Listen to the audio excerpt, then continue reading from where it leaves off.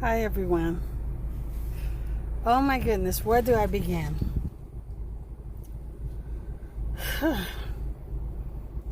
The stress of living in America. You know what? On my Facebook page, I had to put some of the stresses, some of the things that I just totally irritate the living crap out of me. You know, and one of the main things is these so-called Christians. Oh my goodness. I believe in God, and I know God is able to do above and beyond any of our expectations. But I also know that God isn't going to do for us what we're capable of doing for ourselves. Number one. And then He's not going to work a special miracle on our behalf when we, in our negligence, has caused a situation to occur. Number two. Oh my goodness, I guess this guy blocked me, thank God, because I was sure about to block him. You know, they're professed Christians that are white, and they back Trump up. They think Trump is the best thing that ever happened since the potato chip, right? And I was just trying to point out the inconsistencies between Trump behavior and what Jesus would do, which didn't set right with them. Of course, I was called. I told them that he's a racist. It's like, oh no, Jarrell, you've been affected by fake news. It's like, no, you've been affected by fake news because he's the one promoting the fake news, and he's the one instigating fake news. But because we're gullible, especially as Christians, we believe in giving everybody a second chance if they're their color. You know, and I asked them this important question. I said, well, what does racism denote to you? Because apparently we got two different definitions. Because racism to me is when you show people special favors or privileges because of the color of their skin. Racism to them is like, it don't exist. You know, nothing's wrong with America. Trump came to make America great again. When was America ever great for black Americans? As I recall, my ancestors were tarred and feathered, hung. They would have hanging parties where they would have wine and cheese hanging parties where they would be eating crackers and cheese, tasting wine while they're killing African Americans. Well, as they say, colored people. So I can't see where America ever was great for my people. And first of all, oh my goodness, they just get me with this, with the flag and the anthem and the kneeling. And people, please, this was never about the flag, and you know it. White people, you are not that stupid to believe that he was kneeling because of the flag. The flag didn't even come into it. You know who introduced the issue of the flag? Trump. It was the anthem. Why are they kneeling during the anthem? But they black athletes explained that they were kneeling in protest to racial injustice towards the killing of black innocent men and women by policemen, and the justice system imposing unjust punishments and giving their counterparts a slap on the hand. That's what the protests were about 4 years ago, and that's what they are about today. Then Trump comes in a picture. It's like, wow, whoever kneels during the anthem is an American, and they need to be fired off that team. Excuse me, we made the team. There wouldn't be any football without African Americans. Now golf, another story. Anyway, so and then he goes as further to say, he's like, well, any American should honor American flag that veterans have fought and died over.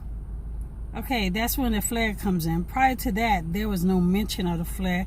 Nobody was talking about kneeling away from the flag or disrespecting the flag whatsoever. That was Trump that brought that up. And his little posse of instigators, right? So it goes from, oh, you're not American if you kneel before the anthem, if you don't respect the flag. These people need to be fired. They're a disgrace to America. Okay, what's new? Black Americans and white Americans have been disgraces from the beginning. They used us to raise their kids. They used us to impregnate us to add to their slave buildup. And I can't see how a wife could take this and not recognize a light-skinned African-American slave as being a product of her husband. I mean, can you imagine what excuse could he give? Well, that's right. They didn't have voting rights or any privileges either. So they accepted it. So when it got to a point where we were freed, all of a sudden, we should go back to Africa. Excuse me, hello? We didn't ask to come here. And first of all, it wasn't your country to begin with. You're from Europe. So you need to go back to Europe and stop stealing other people's land and assimilating them to believe that your way of life is the correct way of life. Now, get me straight. I have nothing against white people or any other minority or group or races or any other ethnicity. My issue is against racists of all colors and creeds, because they're the ones that promote disruption. And the fact that a president, a known racist, is in a head office promoting and instigating race riots, saying that these people are good and there's good people on both sides. Who are you? What a total idiot. That's why we should leave politics to politicians. You know, this guy was head of a reality show, and that was it. I mean, he wasn't even a good businessman. His father bailed him out, and that's the way he saved all his property. Outside of that, he didn't do anything extravagant to invest and build his kingdom. His father came to his rescue. Well, see, we don't have that luxury, because when we were freed as slaves, we got nothing.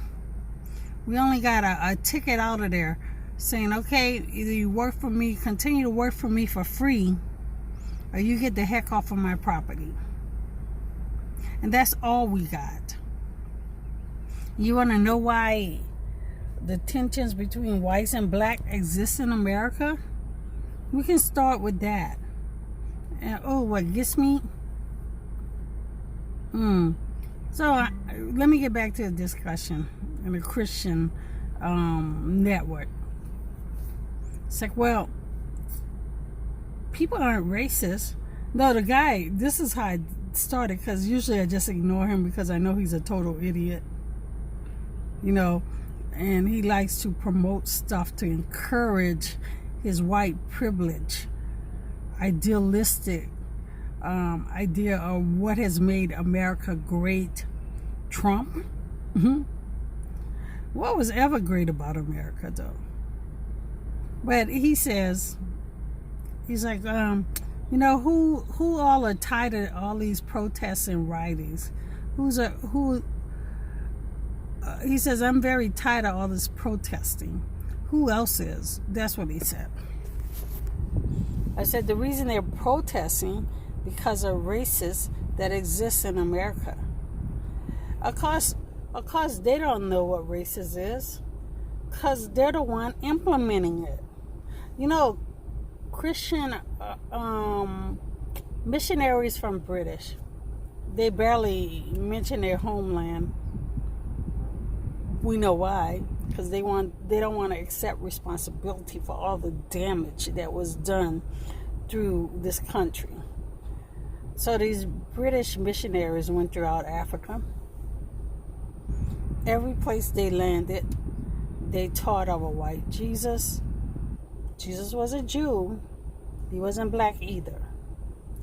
But anyway, and they thought they had a better way of running things. First they tried to teach them their ways. And when they didn't accept it, they took their land, their natural resources by force. And they utilized it until it was gone, or until something else interfered with that process. And then they left. Until people rebelled in some countries and forced them out. Even America rebelled. Their children. Let's stress this. White Americans are the descendants of 10 nations. Well, only 7 exist today. Under the barbaric reign. These people were considered barbarians. They consist of 10 nations. 3 of them have been destroyed out of existence. 7 nations still exist. And that's where their lineage come from. So how is America your land? We have just as much right and entitlement to America, to pursue the American dream, if not more, because it was built on the backs of, and the whipped backs of our ancestors. So if anything, we're more entitled to this land than any of them could ever be, because we built it. But going on. So we got into this discussion. Oh, you're taking sides in. Excuse me, Jesus took sides. Jesus called the Pharisees and the scribes for what they were. They were perpetrators. They had a form of godliness, denied the power thereof, and not only did Jesus' own people destroy him, not only did they mock him, criticize him, they killed him, his own people. So, because some of their comments were like, well, black people were talking about racism, that how wrong the riots are and how wrong protesting is, and that racism doesn't exist in America. A handful of black people who have lost touch with reality because they have this assumed honorary white privilege, where they think that white people have accepted them finally to the point where they think that if they get the approval of white people, then they're equal to white people. Until they commit a crime. Case in point, OJ, let's see. Give me a few others. OJ is a prime example, though. And then they start falling from grace. Michael Jackson, I know y'all don't like that, but Michael bleached his skin until there was no more skin to be bleached. Invest all this money into cosmetic surgery, and nothing was wrong with him. He was a beautiful, gorgeous black man before the surgery. But anyway, all these, it's a syndrome where it's the white, privilege syndrome. They want to have that honorary white privilege. You never attend the school, but because you know just as much as the people that have got the degrees in that field of education, they give you an honorary degree. Well, that's what these people, these black Judas Iscariots, that talk against their own race, that talk like they know because they're well-spoken and educated and don't have a clue when it comes to what the term blackness truly mean, or somewhere along the path they got lost. Oh, Ben Carson.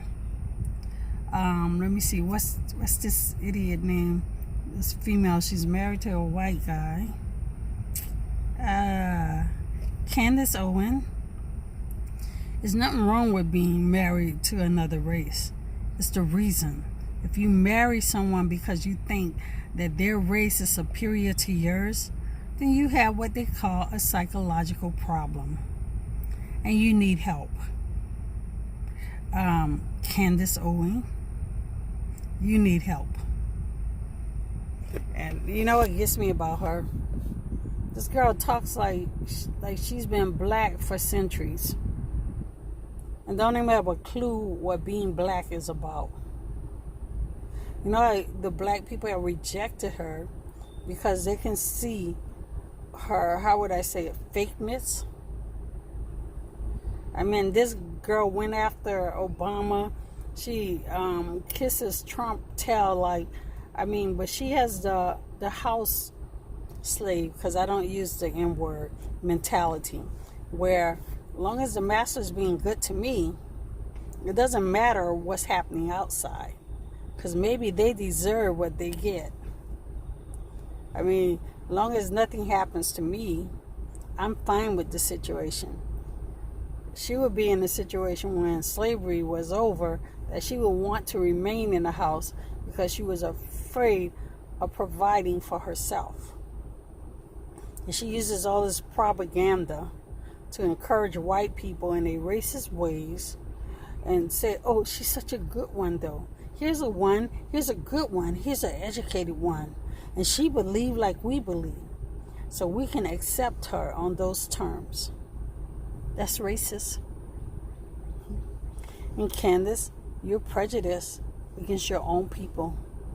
You should be ashamed of yourself.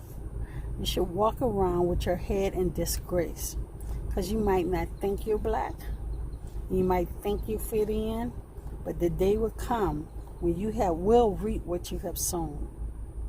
Well, you will be reminded of what your skin color is. Trust me. And what a great fall. You're going to come tumbling down off that high horse, off that pedestal, and there's not going to be anyone there to catch you, because you have no place left to go. Black people don't want you, and white people only tolerate you. You will never be equal to them in their sight. And this is a thing that you fail to realize. Between all your ramping and raving, been cautioned to that no matter what you do, they allow you to be part of the club as long as you appease their sense of superiority. When that ceases, you will no longer be part of the club. Then you will be what you are, a black person. But anyway, that's enough for today. I have so much to talk about on this. I decided I was going to start writing a book called At the Master's Table. You know, what I'm going to discuss next time is the mentality between the house slave and the field slave, and how that spirit has evolved and been carried over from generation to generation up until current. And I'm going to give some case in points, just like I've been doing. Okay, everyone have a good evening. I hope God bless you. Be strong in the midst of all this, and remember that protest brings about change. But rioting and looting are left for criminals. We don't have to riot and loot to protest. We have to send a clear message that racism will no longer be tolerated. That we have the right, just as much or even more so, to the American dream as anyone else. And we're not going to let our purpose be distorted. We're not going to let anybody interpose their opinion, like the flag, the anthem. All those are distractions. Those are to divert the attention from the real issue, that racism still exists in America, and America never was great.